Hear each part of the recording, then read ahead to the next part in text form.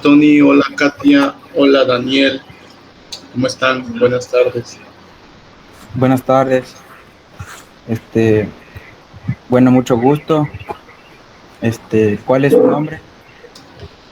Bueno, me llamo Ismael del Carmen López Aguilar, pero todo el mundo me dice Isma o me dice Ismael, no tengo ningún problema. Igual soy licenciado en informática por parte del tecnológico ELITS, pero sabes que en todos los trabajos es como, no es muy común que nos digan LIC o INGE y normalmente nos llaman por nuestros nombres normales, sin el prefijo del ICO de INGE. Entonces, como gusten, está bien, no tengo ningún problema con eso. Bueno, este, ¿qué lenguaje de programación usted maneja o en qué se especializa su carrera? Pues fíjate que cuando yo empecé o cuando yo salí, yo soy generación 2008-2012. Yo salí en el 2012 de Leeds. Tiene ya por ahí más de 10 años, casi 12 años que salí del tecnológico. Y cuando salí desarrollando en .NET, especialmente programaba en C Sharp. Sin embargo, a lo largo de estos 12 años, desde que salí, me he dedicado 100% al desarrollo de software y tardé yo creo que como 8 años, 9 años programando con C Sharp, con .NET. Y recientemente estoy programando en otras plataformas, hace como 2 años en la empresa donde estoy. Nos cambiaron de lenguaje de programación, actualmente desarrollo con Java, un frontend, un frontend, algo que se llama React, y algunas cosas con el framework de Java que manejo, se llama Quarkus, es el software, el framework, que es un framework basado en Java como es un .NET basado como C Sharp basado en .NET. Ujú. Este, ¿Cuál es su experiencia en el desarrollo web o software simplificado? Cuando hablas de experiencia, ¿a qué te refieres? ¿Te refieres al Laboral. tiempo o a qué te refieres? Por ejemplo, así como usted me está diciendo, en los frameworks, que si con cuál mayormente con qué framework específico usted ha trabajado. Bueno, te decía que yo creo que trabajé como 10 años con .NET, que es C Sharp, Ujú. desde 2012 que salí hasta yo creo que el 2020 o 2019, 2020, 2021. Tengo es como básicamente 10 años de experiencia trabajando con .NET y tengo 2 años aproximadamente trabajando con otros lenguajes de programación como Java y con algunos, ya ves que hoy en día los software o los frameworks los podemos dividir en lenguajes tanto de backend como de frontend y a nivel de backend, pues mi principal experiencia está basada en web, en desarrollando web API, pues, con C Sharp y con Java. Y del lado de frontend, desarrollando con Angular, con React y con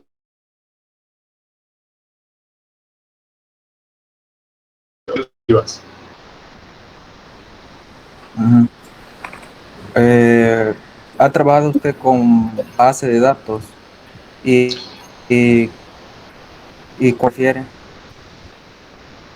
Ok, no sé si fue a mí, pero se me cortó un poquito tu pregunta. La pregunta es si he trabajado con base de datos y creo que le Ajá. complementaste algo. Sí, ¿y cuál preferiría o cuál prefiere? Ok, mira, he trabajado, al trabajar con .NET, siempre he trabajado con SQL Server Ujú. y en algunas ocasiones o en algunos proyectos, yo creo que llega el punto en el que a veces no es tanto con qué base de datos quieras trabajar, sino el proyecto con qué gestor de base de datos requiere. A lo mejor si es un proyecto muy grande donde necesitas mucho soporte o donde sí necesitas hacer muchas transacciones, sí necesitas hacer cosas como SQL Server, porque SQL Server, al ser de Microsoft y al ser compatible con .NET, tiene mucha compatibilidad y tiene mucho soporte. Pero también te puedes encontrar con proyectos muy simples donde posiblemente un MySQL es perfecto para guardar, para hacer los famosos CRUD, que es Create, Read, Update and Delete, las operaciones básicas en una base de datos. Y últimamente están muy de moda las bases de datos no relacionales, porque en las bases de datos, no sé qué tanto hayan visto de base de datos, pero están las bases de datos, las tradicionales como son SQL Server, MySQL Server, Oracle, Postgres. Son bases de datos orientadas a bases de datos relacionales, es decir, que tienen que llevar un index, tienen que crear relaciones entre ellas. Y en los últimos tiempos están muy de moda las bases de datos no relacionales. Estas son que incluso almacenan datos como JSON, como son las bases. Últimamente estoy trabajando mucho con bases de datos no relacionales como MongoDB, o como Redis, que son bases de datos que son más rápidas, sobre todo porque tienen información no estructurada, incluso a veces datos de tipo JSON o cosas así, que hacen que tengan una mayor respuesta cuando son grandes volúmenes de información. Bueno,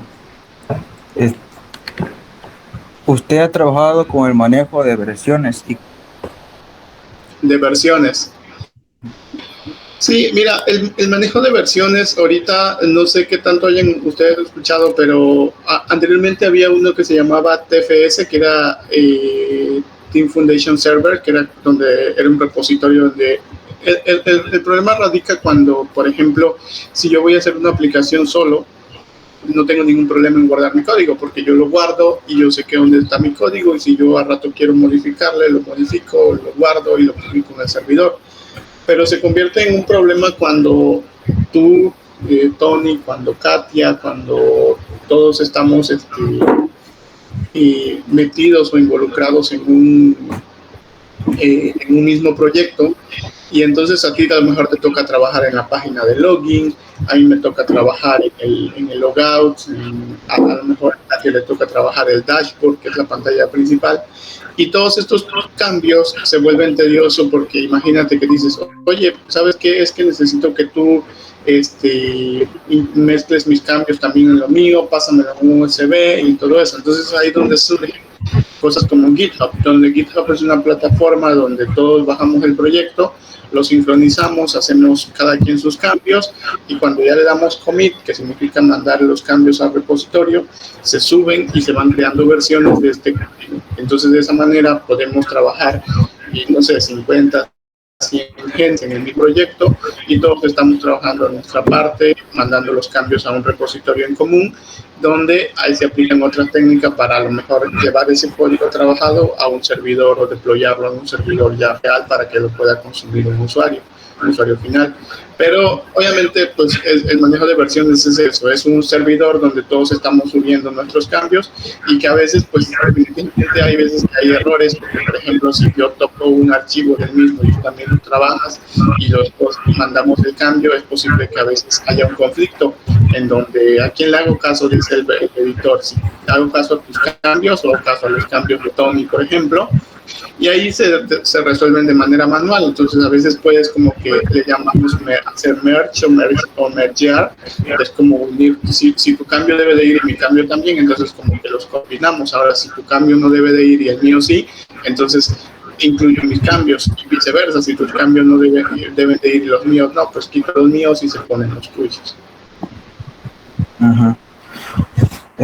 ¿Cuál es su enfoque en el desarrollo ágil?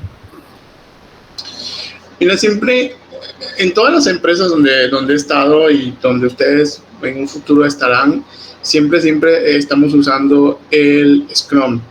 Que el Scrum definitivamente es una metodología ágil que te permite desarrollar y evitar blockers todos los días. Por ejemplo, en el Scrum todos los días a las 9 de la mañana tengo una junta de daily.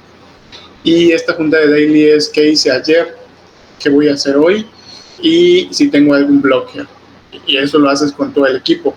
Y entonces eso te permite que, basado en lo que hiciste ayer, basado en lo que vas a hacer hoy, y si tienes algún blocker, o si el blocker es algún miembro del equipo, te permite solucionarlo en esa junta, y se supone que durante el día debes de cumplir tus objetivos, porque ya dijiste que hiciste ayer, qué vas a hacer hoy, y también si había o no un blocker. Y si había un blocker, se procura resolver ese bloqueo para que no tengas un inconveniente y que mañana no puedas decir, es que fíjate que no lo pude terminar porque tal personita necesitaba terminar una cosa que dependía para que yo terminara lo mío y no lo hice. Entonces eso evita el Scrum. Pero definitivamente en TI, sobre todo en desarrollo de software, todo el tiempo estamos manejando ese tipo de cosas. Scrum principalmente, para llevar la metodología ágil. ¿Cómo prioriza las tareas en un proyecto? Fíjate que en un proyecto nosotros hay mucha gente. Hay algo que se llama Scrum Master, que son como los que crean algo que en Scrum hay algo que se llama Backlog. Y en el Backlog hay un PO que es el dueño del producto, que es como el que tiene más conocimiento a nivel de negocio del producto. Y él crea todos los requerimientos, nosotros le llamamos User Stories o historias de usuario, en donde las User Stories se describen como: yo como usuario quiero que cuando entre a mi aplicación, en la parte superior de mi pantalla pueda ver todas las notificaciones que tengo y que me muestre las que no están leídas, por ejemplo. Eso es una User Story. Y dice, en otra User Story dice, quiero que cuando yo me loguee en la aplicación me aparezca un botón que me permita cerrar sesión. Y otra User Story dice, quiero que cuando yo me loguee en la aplicación, del lado izquierdo me aparezca un menú de acuerdo a todos mis privilegios. Entonces, ¿cómo se priorizan? Se crean esas tres tareas y cuando ya estamos todos los desarrolladores, le damos puntos a esas User Stories basados en la experiencia. Entonces, basado en eso, nosotros decimos, no, pues sabes que crear el logout tiene una historia. Ahí también, para dar los puntos, se utiliza la sucesión de Fibonacci, aquello de 0, 2, 3, 5 y así, y se le asigna un número. Entonces, dependiendo de, por ejemplo, si yo le doy un 2, tú le das un 5 y todo, se hace como una suma de cuánto es el punto de esa User Story y ya se asigna. Entonces, basado en eso, ya vemos si esta User Story tiene 5 puntos, esta tiene 3, esta tiene 2.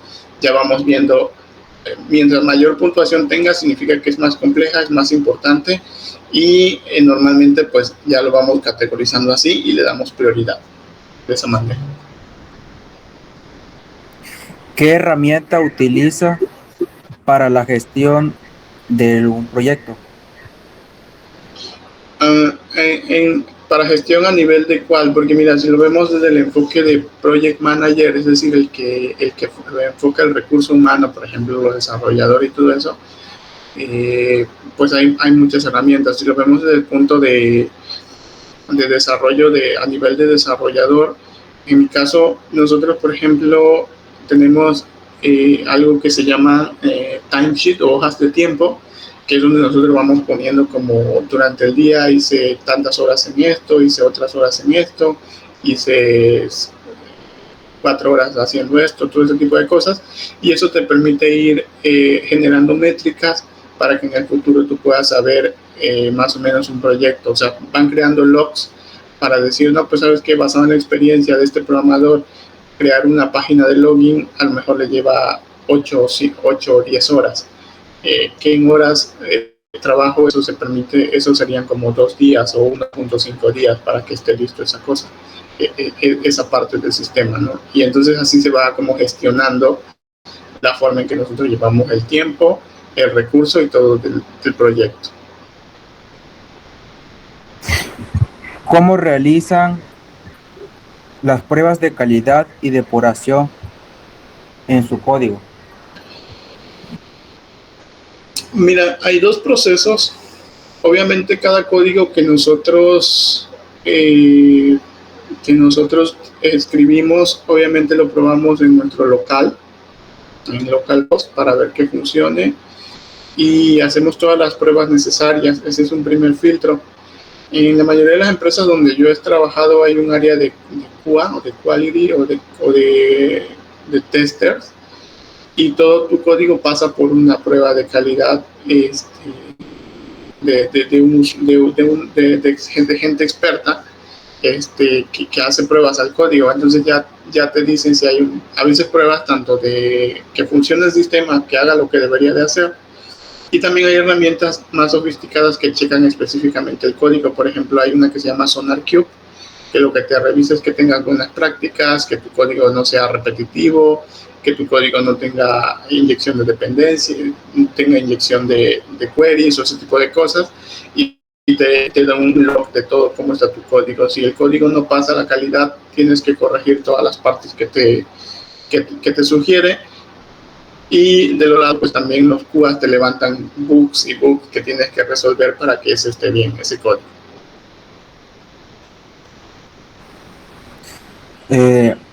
¿Usted ha trabajado en equipos multidisciplinarios? ¿Y cómo fue su Sí, experiencia? definitivamente todo el tiempo. De hecho, incluso ahorita estoy trabajando en un equipo multidisciplinario, multinacional, y la verdad es que, por ejemplo, yo donde estoy ahorita trabajo con gente que son QAs, que son tester.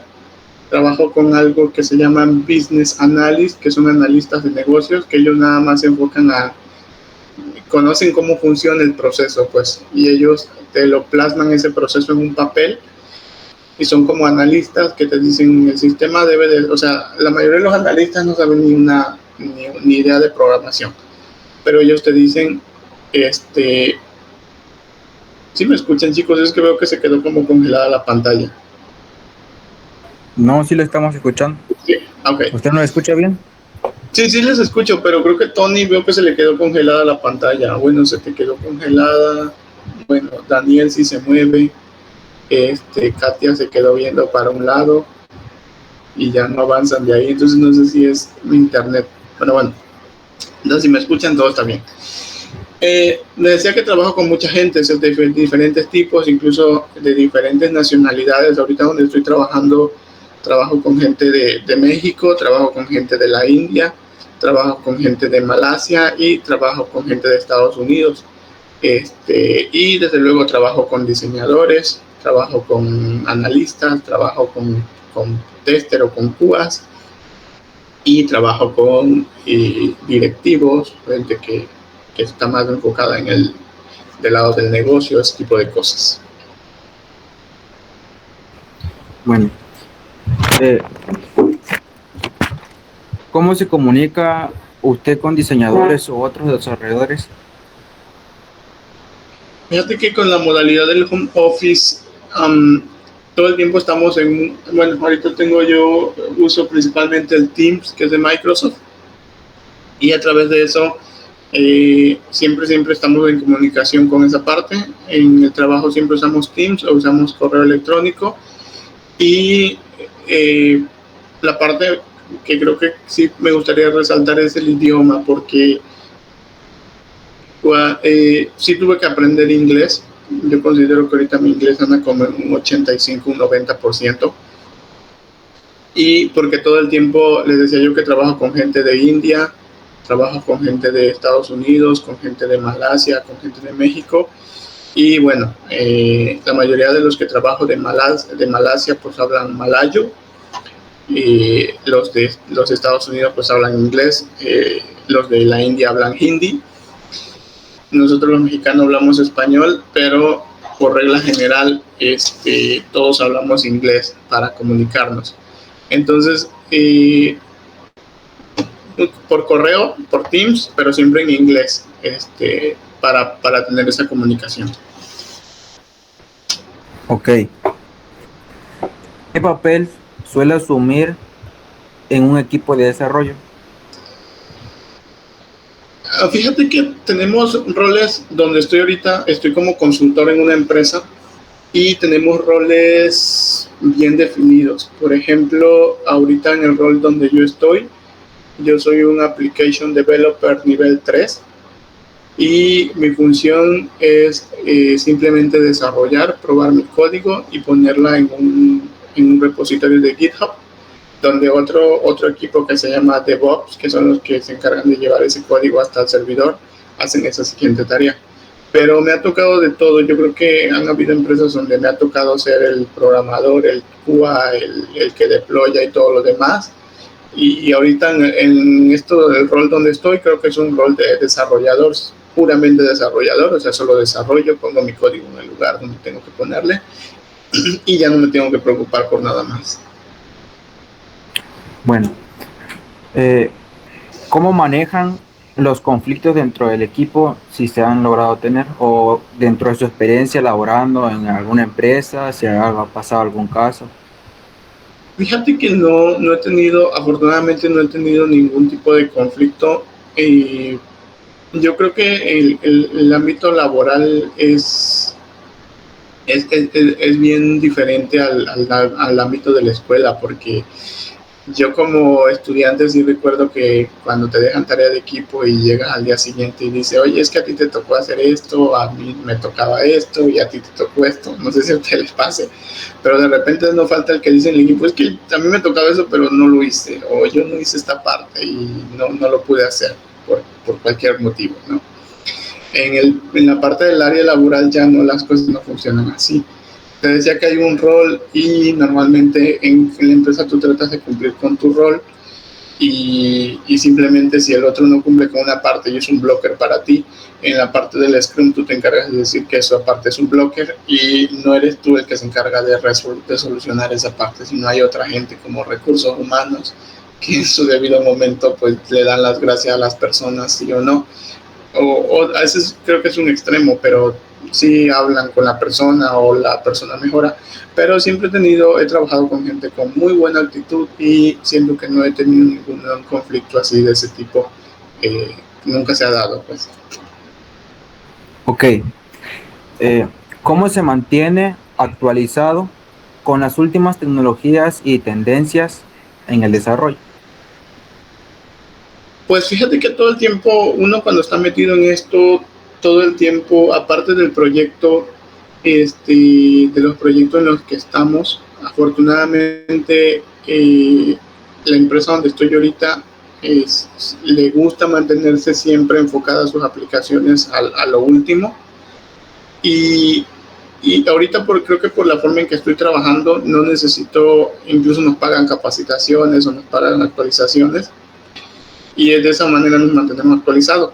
Pero en todo caso que no te tocar una empresa de ese tipo, yo creo que sí tienes que ser muy autodidacta. Creo que hay herramientas hoy en día como YouTube, como Udemy, que te permiten comprarte un curso o hacer muchas cosas, o incluso ver videos que te permitan ir conociendo la tendencia, ¿no? Y a veces cuando ya tienes la experiencia, ya solamente es como decir, bueno, si ya cambió, ahora qué cambió, cómo lo hacemos, y al final te vas dando cuenta que en la mayoría de los casos algo que ya aprendiste es como la misma forma en que lo hacen, pero de alguna manera diferente, a veces más optimizada o a veces utilizando otra herramienta, pero más o menos tiene la esencia de lo que realmente aprendiste al inicio.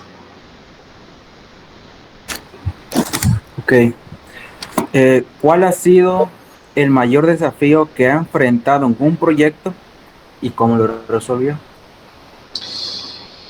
Fíjate que el mayor desafío que enfrenté, yo considero que fue el del idioma. Yo honestamente sí estudié, no sé cuántos niveles llevan ahorita ustedes de inglés en el tecnológico. Cuando yo estudié me parece que eran 8 niveles que los pasé. Y yo sí pasé todos los 8 niveles y yo tenía estructuralmente muy definido el inglés, como eso del verbo to be más el complemento más el otro, lo tenía como que siempre. Pero como que mi inglés era un inglés de papel, porque si me ponías un examen yo lo resolvía, pero cuando escuchaba el inglés no entendía nada y hablarlo me daba pena, por él siempre se van a reír de mí porque no lo pronuncio bien o cosas así. Entonces, uno de los mayores retos fue el idioma, sobre todo cuando vino la pandemia, que tuve que, me surgió la oportunidad. Ya me habían surgido otras oportunidades para trabajar en una empresa internacional, pero creo que por comodidad las rechazaba y prefería trabajar en empresas nacionales. Pero cuando la pandemia sí tuve que optar por empezar a trabajar en una empresa internacional donde el inglés era así como sí o sí. ¿Cómo lo enfrenté? Pues creo que me puse a estudiar un poco, por ahí me metí a unos cursos de inglés y finalmente pues creo que aún no soy como un nativo, pero ya por lo menos puedo comunicarme, puedo entender los requerimientos, puedo mantener una conversación con las personas en mi trabajo. Ok. ¿Cómo ha manejado las críticas constructivas que alguna vez la hayan dicho? Fíjate que nunca he recibido tanto como críticas constructivas, al contrario, creo que yo mismo me he ido analizando y mejorando en algunas cosas, basado en la experiencia con los demás.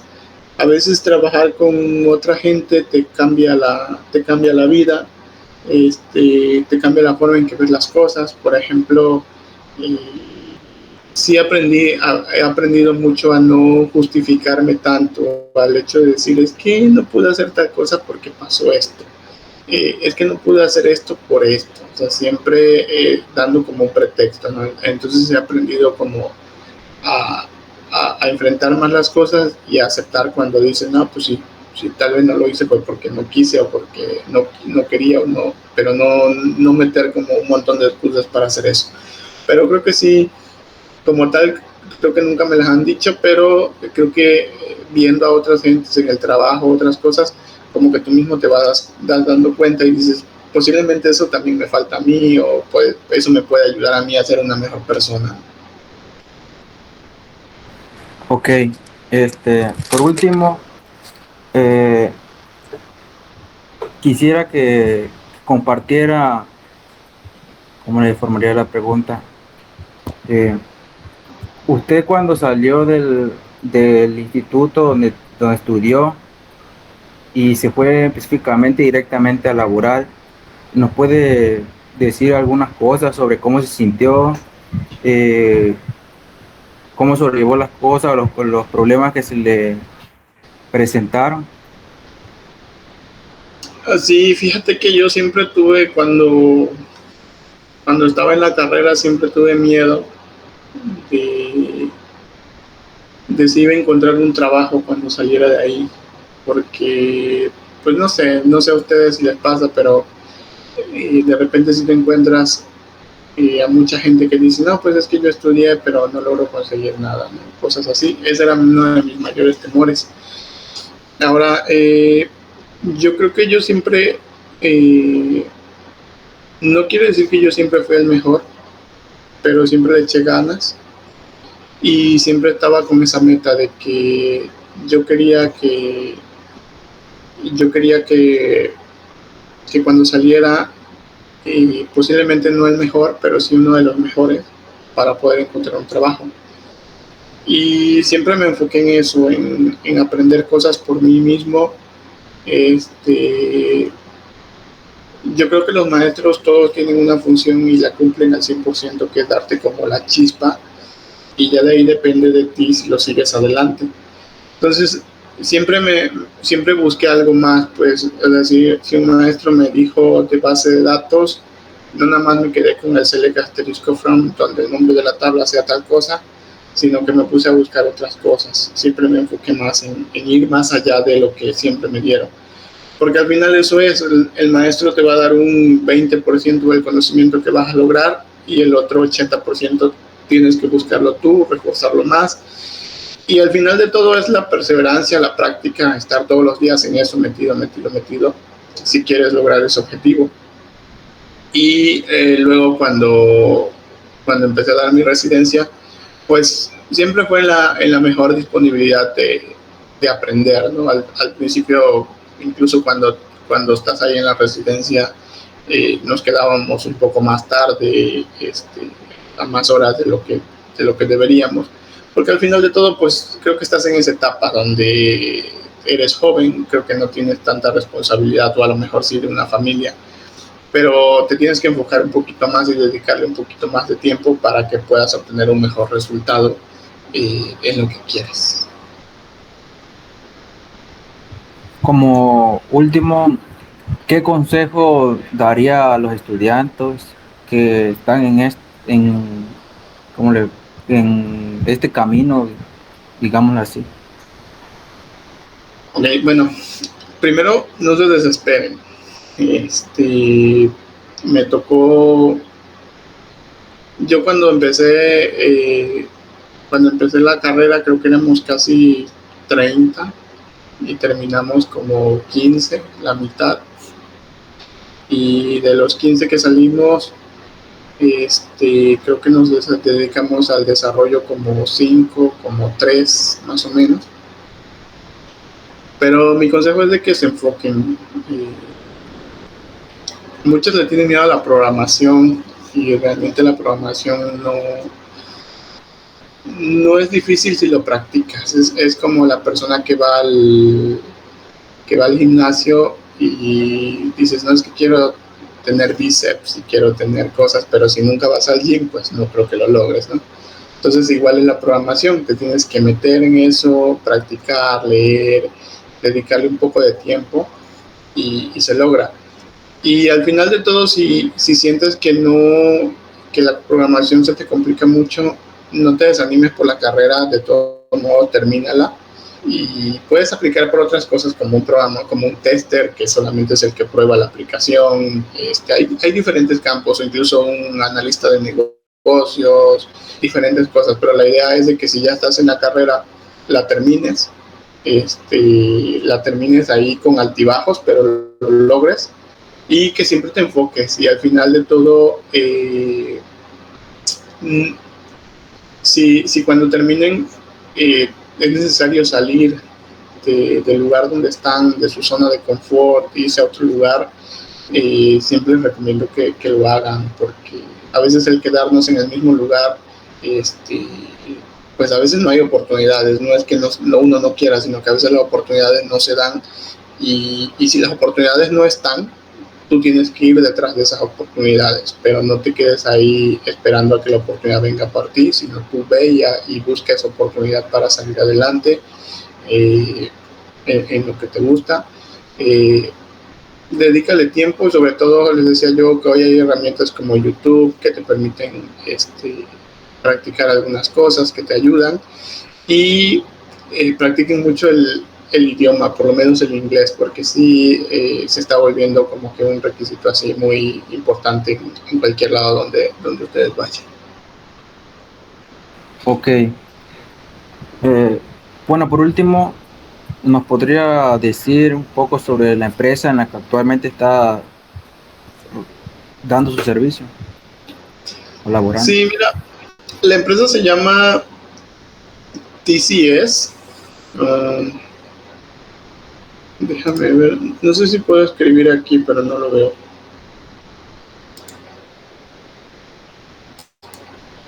Bueno, no sé si puedo escribir el nombre de la empresa.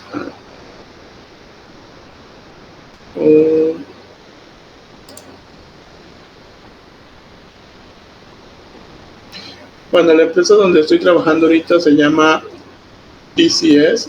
Déjame ver, te lo voy a compartir a ti por el chat de WhatsApp.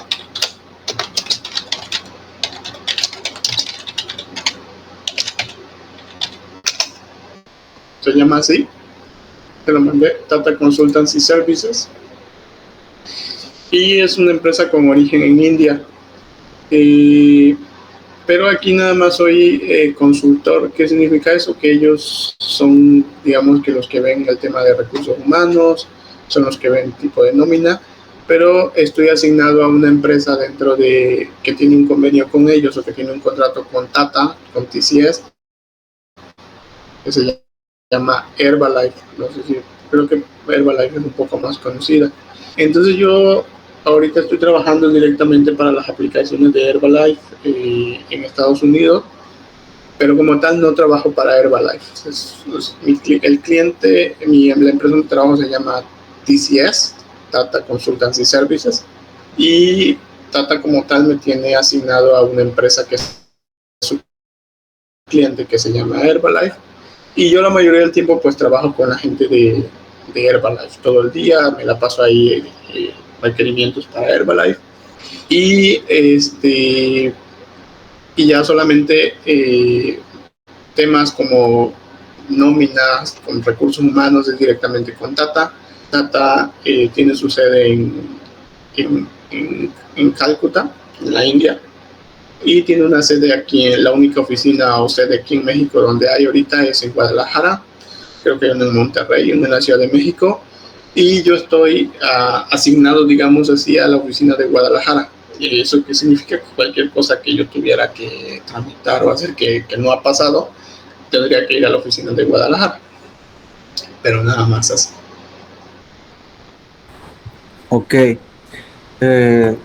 le quiero agradecer por su tiempo, el cual nos ha prestado en sí, y ¿Okay? le deseamos aquí, de los que estamos aquí presentes, que pueda seguir mejorando, superándose cada día y siga teniendo éxito.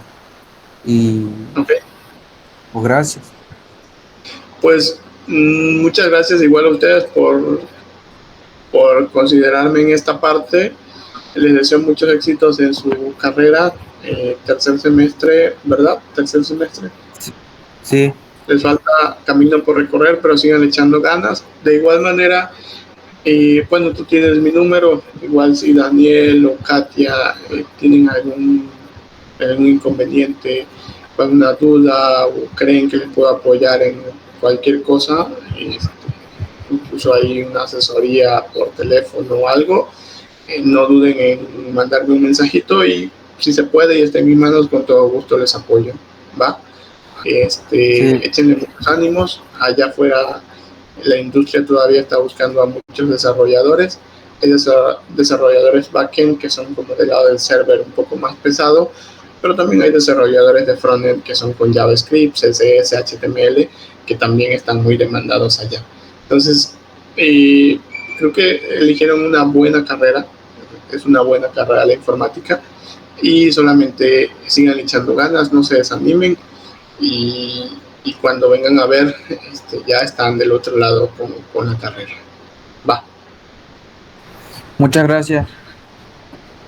bye. Gracias a todos, bye.